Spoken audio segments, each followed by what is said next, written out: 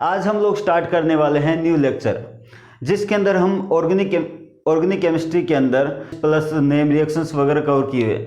तो आज हम लोग स्टार्ट करने वाले हैं इन ऑर्गेनिक केमिस्ट्री में ऑर्गेनोमेटेलिक्स केमिस्ट्री को, ठीक है ना।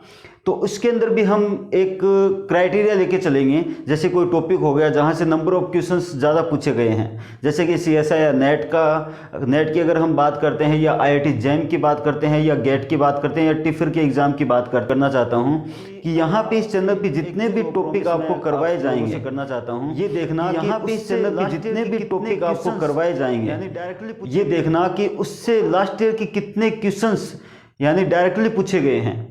तो आज भी हम वो टॉपिक ही स्टार्ट करने वाले हैं जहां पे आपके नंबर ऑफ क्वेश्चन की जो वेटेज है एग्जाम के अंदर वो काफ़ी सारी है, ठीक है ना। जैसे कि मैंने लास्ट ईयर के एग्ज़ाम दिए थे, CSI नेट के गेट के मैंने एग्ज़ाम दिए थे, ठीक है, उनमें रैंक भी अच्छी आई थी।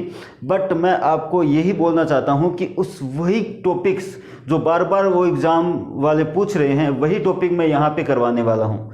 तो इस चैनल में लास्ट तक बने रहना प्लीज़, आपके लिए काफ़ी बेनिफिट रहने वाला ये टॉपिक।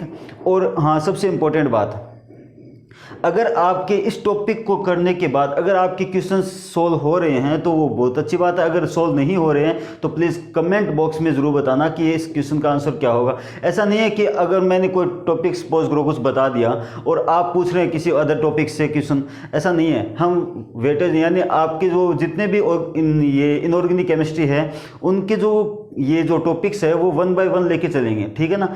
आज हम स्टार्ट करने वाले हैं structure of cluster compound. Structure of cluster compound की अगर हम बात करते हैं, देखो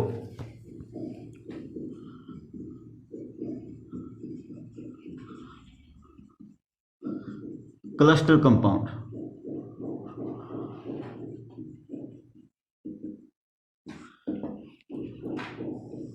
ध्यान से समझना। सपोज करो कि मेरे पास कोई कॉम्प्लेक्स है RU6 कार्बन और मैंने कोबार ये CO कार्बोनिल 70 ये रख दिया। अब मैंने आपसे पूछ लिया कि ये जो मेरे पास कंपाउंड है इस ये जो क्लस्टर मैंने दिया गया है उसकी स्ट्रक्चर क्या होगी। आपको पता है स्ट्रक्चर का मतलब ये नहीं है कि मतलब इसके अगर हम बात करते हैं जैसे कि हाइब्रिडाइजेशन की अगर हम बात करते हैं तो जैसे कि टेट्राहाइड्रल हो गई, इस टाइप की स्ट्रक्चर नहीं। क्लस्टर कंपाउंड की स्ट्रक्चर कैसे होती है, तो मैं आपको एक यहाँ पे कुछ लिखाता हूँ कि जो क्लस्टर होते हैं उनके स्ट्रक्चर्स कैसे आइडेंटिफाई करते हैं। तो ध्यान से देखना। सबसे पहले अगर हम बात करते हैं तो यहाँ पे देखना N-1 N+1 N+2 N+3 N+4 N+5। अगर हम सबसे पहले इसकी बात करते हैं तो इसको कहा जाता है सुपर क्लोजो, ठीक है ना। और इसको कहा जाता है हाइपर क्लोजो और इसको कहा जाता है क्लोजो।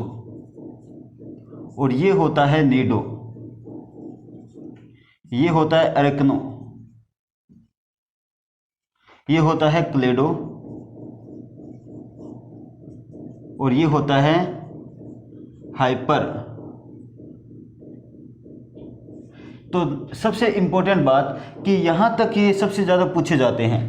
तो इन सबको यहाँ पे ध्यान से देखना बार बार कि जो क्लस्टर्स होते हैं इनको हम कैसे आइडेंटिफाई करते हैं। अगर N-1 है तो सुपर क्लोजो हो गया, N हो गया तो वो ये सुपर क्लोजो, उसके बाद हाइपर क्लोजो, N+1 यानी क्लोजो, N+2 क्या हो गया नीडो, N+3 क्या हो गया अरेक्नो और N+4 क्या हो गया क्लेडो। इनको ध्यान से देखना कि ये सब कहाँ से आए, कैसे आए हैं। ये जितने भी टॉपिक मैं करवाने वाला हूँ उसके अंदर सब कुछ बता दूंगा, 1 बाय 1 सब कुछ बता दूंगा। अगर कोई नेट की गेट की अगर वो तैयारी कर रहा है तो उनको तो पता है कि ये सब क्या है, ठीक है ना। बस हमें ये आइडेंटिफाई करना है कि ये जो कंपाउंड दिया गया है उसके अंदर हम ये स्ट्रक्चर कैसे आइडेंटिफाई करेंगे कि ये स्ट्रक्चर किसकी है, यानी इस कंपाउंड की इनमें से कौन सी स्ट्रक्चर इस कंपाउंड की आएगी, ठीक है ना। बात समझ रहे हो ना मेरी बात को। तो ध्यान से समझना इसको। सबसे पहले तो ये आप नोट डाउन करो, ठीक है ना।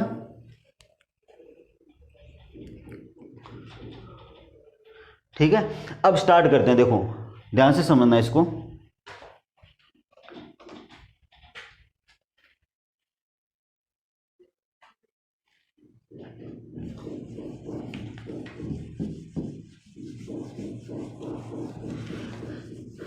इसके अंदर कुछ पॉइंट्स होते हैं। सबसे पहला पॉइंट देखो, सबसे पहला पॉइंट ये होता है कि हम क्या काउंट करते हैं, टोटल वैलेंस इलेक्ट्रॉन काउंट करते हैं। Total valence electron. अब देखो ध्यान से समझना कि टोटल वैलेंस इलेक्ट्रॉन हम कैसे काउंट करेंगे। तो सबसे इंपॉर्टेंट बात, अगर किसी को ये पता नहीं है कि जो रूथेनियम जो कॉम्प्लेक्स ये दिया गया है, ये जो मेटल दिया गया है यहाँ पे, इसके वैलेंस शेल में कितने इलेक्ट्रॉन्स होते हैं, तो आप प्लीज़ इस यहाँ पे इस चैनल के अंदर मैंने आपको हाइब्रिडाइजेशन करवाया था डी ब्लॉक का। उसके अंदर मैंने 3D 4D and 5D series के अंदर मैंने valence shell, total valence shell electron मैंने वहाँ पे बताए हुए हैं कि टोटल वैलेंस शेल इलेक्ट्रॉन कैसे काउंट होते हैं, ठीक है ना। उनके अंदर टोटल वैलेंस इलेक्ट्रॉन कैसे होते हैं, तो मैं वैसे ही वापस बता देता हूँ, ध्यान से समझना। अगर हम 3D की बात करते हैं या 4D या 5D सीरीज़ की अगर हम बात करते हैं, तो सबसे पहले सीरीज़ लिखो आप, स्केडियम, titanium, vanadium, chromium, manganese, ferrous, cobalt, निकल, कॉपर एंड जिंक। ध्यान से समझना एक चीज़, अगर हम बात करते हैं, मैं टोटल वैलेंस इलेक्ट्रॉन की बात कर रहा हूँ, S+D के अंदर जितने भी इलेक्ट्रॉन्स हैं उनको टोटल वैलेंस इलेक्ट्रॉन यहाँ पे बोल रहा हूँ मैं इनको, ठीक है ना। अब देखो इन सीरीज की भी बात करते हैं।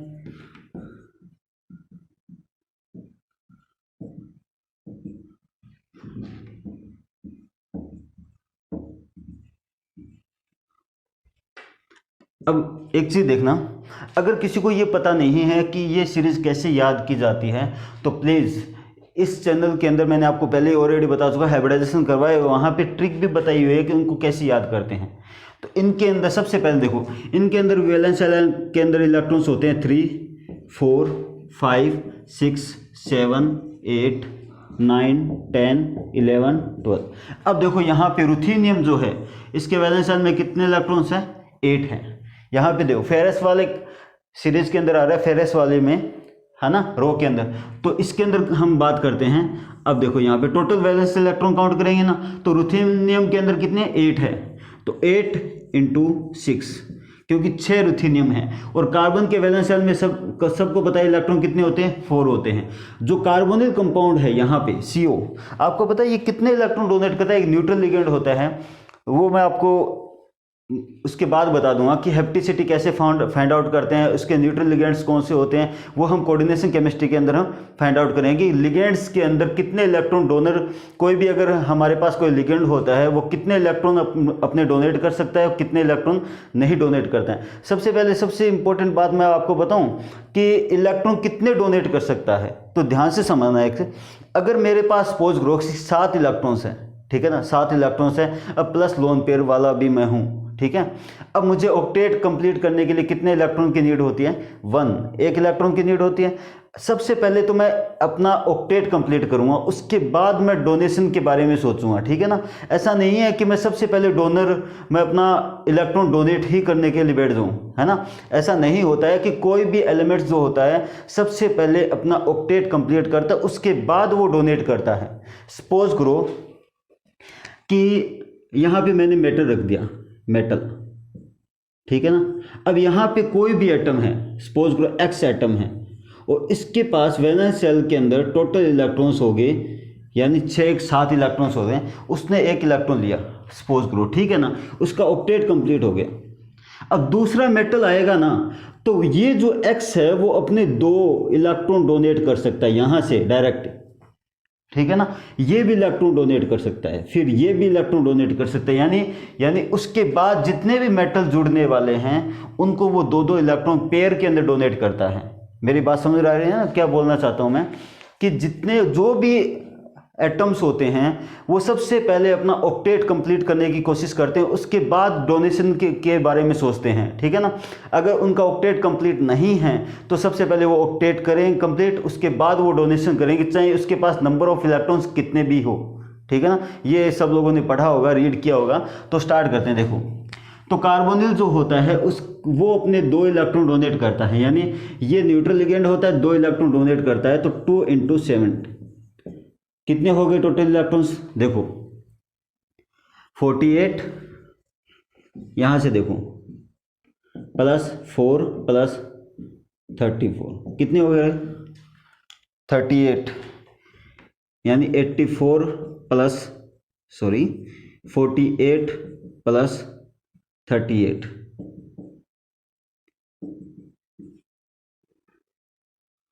86 इलेक्ट्रॉन। यानी इस कंपाउंड के अंदर टोटल वैलेंस इलेक्ट्रॉन कितने आ गए? 86 आ चुके हैं। सबसे पहले तो हमें ये पता होना चाहिए कि इसके वैलेंस सेल के अंदर कितने इलेक्ट्रॉन्स होते हैं। यानी सबसे पहला पॉइंट ये है कि इसकी TVE यानी टोटल वैलेंस इलेक्ट्रॉन काउंट किए जाते हैं। किसी भी कंपाउंड के सबसे पहले टोटल वैलेंस इलेक्ट्रॉन काउंट किए जाते हैं। ये काउंट हो गए। ये देखो कैसे काउंट किए मैंने, तो सबसे पहले ये उतार लो आप। अब अगर किसी को नहीं पता है कि ये हमें कैसे पता चलेगा कि उसके वैलेंस सेल में कितने इलेक्ट्रॉन्स होते हैं, क्या होता है, कोई कंपाउंड बड़ा वाला कोई कंपाउंड दे दे, उसके हम कैसे फाइंड आउट करेंगे, वो मैं सब कुछ धीरे धीरे बता दूंगा आपको, ठीक है ना। पहले इस चीज़ को नोट डाउन करो, उसके बाद हम सेकंड पॉइंट पे चलेंगे, ठीक है ना। उसको नोट डाउन करो। काउंट हो गए, ये नोट डाउन कर लिया। सेकंड नंबर देखो, इसको याद रखना 86।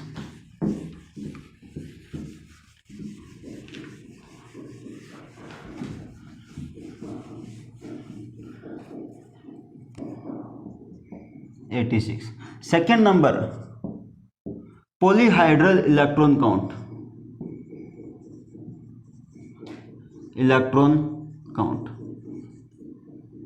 पॉलीहाइड्रल इलेक्ट्रॉन काउंट का मतलब ये हो गया कि हम इसके जो पॉलीहाइड्रल इलेक्ट्रॉन्स होते हैं हम उसको कैसे काउंट करते हैं। तो सबसे पहले हमारे पास ये होता है कि टोटल वैलेंस इलेक्ट्रॉन जो होते हैं, एक फॉर्मूला होता है इसका, total valence electron minus 12 into N. N होता है यहाँ पे, एन होता है मेटल कितने हैं, टोटल मेटल कितने हैं। यहाँ पे जो सेंट्रल मेटल एटम होता है, यहाँ पे एन होता है number of central metal atom, ठीक है ना। तो यहाँ पे देखो ध्यान से, टोटल वैलेंस इलेक्ट्रॉन कितने हो गए? 86 माइनस 12 इंटू 6, टोटल कितने हो गए फिर? 86 माइनस 72 कितने हो गए? यहाँ पे देखो 4 प्लस 1 यानी 14 आ चुके हैं। तो पॉलीहाइड्रल इलेक्ट्रॉन काउंट कितने आ गए? 14 आ चुके हैं। समझ रहे हैं यहाँ पे बात। तो सबसे पहले हमने क्या काउंट किया था?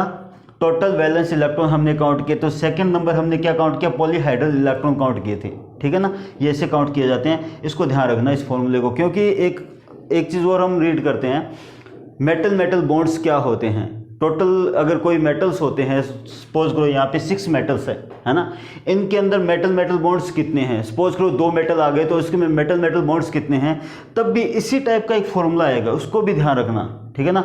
वो अलग है, 18 into n minus total valence electron divide by 2 होता है, वैसा कुछ फॉर्मूला होता है। वो हम धीरे धीरे ये फाइंड आउट करेंगे, धीरे धीरे सब कुछ बता दूंगा आपको। NMR वगैरह सब कुछ करवाऊंगा इसके अंदर। यहाँ पे जितने भी क्वेश्चन आने वाले हैं, PYQ सब कुछ करवाए जाएंगे, ठीक है ना। पहले इस चीज़ को नोट डाउन करो, उसके बाद स्टार्ट करते हैं third number point. Note down कर लिया।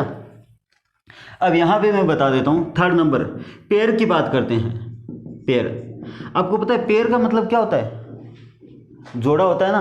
पेयर हम कैसे फाइंड आउट करते हैं? अगर जो भी यहाँ पे पॉलीहाइड्रल इलेक्ट्रॉन आए हैं, इसको डिवाइड कर दो 2 से, ये पेयर्स आ गए। 14 डिवाइड बाई 2 कितने आ गए?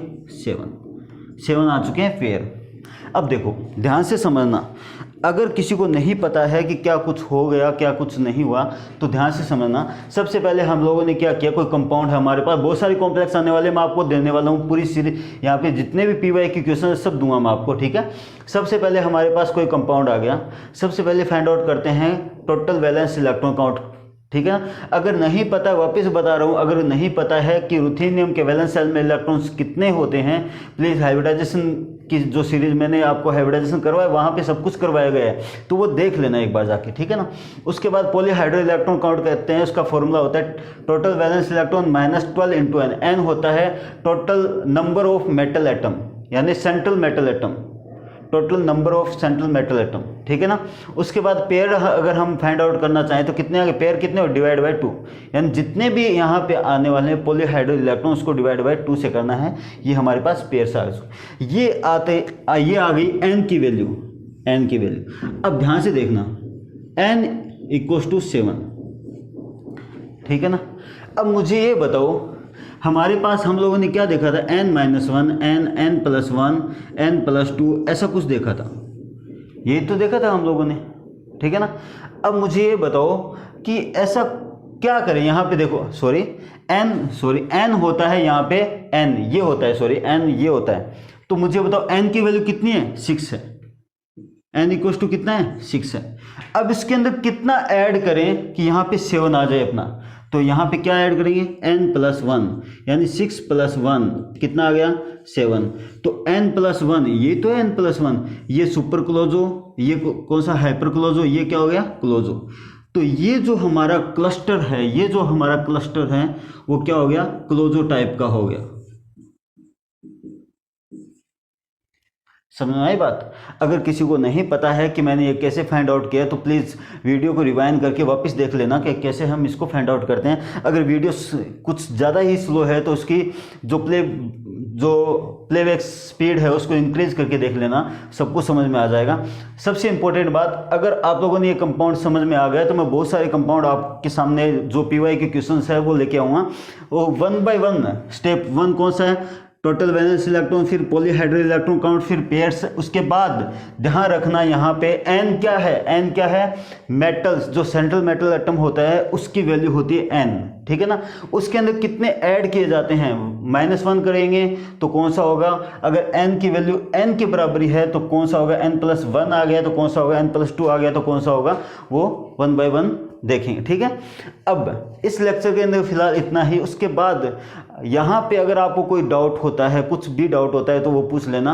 उसके जितने भी PY के क्वेश्चन नेक्स्ट लेक्चर के अंदर आने वाले हैं। उसके बाद हम स्टार्ट करेंगे यहाँ पे कुछ और स्ट्रक्चर्स, जैसे ज्योमेट्री क्या होती है, उसकी शेप क्या होती है, किसी भी जो कंपाउंड होता है उसकी शेप क्या होती है, उसकी ज्योमेट्री क्या होती है। आप लोगों को पता है लास्ट ईयर का जो एग्जाम हुआ था 2021 वाला, ये 21 के अंदर जो एग्जाम हुआ था 2 वाले में, एग्जाम में भी बार बार ये क्वेश्चन पूछा गया, ज्योमेट्री क्या होती है। सपोज करो कि टोटल वैलेंस इलेक्ट्रॉन हमारे पास 86 निकल गई, ठीक है ना, उसके अंदर ज्योमेट्री पूछ ली उसने, या 64 निकल गई, या 62 निकल गए, या 60 निकल गई, या 43 निकल गए, तो इसकी ज्योमेट्री क्या होती है। आपको पता है बटरफ्लाई, स्क्वायर, है ना, पेंटागोनल, बाइपिरामिड, वो सब कुछ देखेंगे, ठीक है ना, 1 बाय 1 देखेंगे, क्योंकि वहाँ से नंबर ऑफ क्वेश्चन की जो वेटेज हो है सबसे ज़्यादा आती है, ठीक है ना।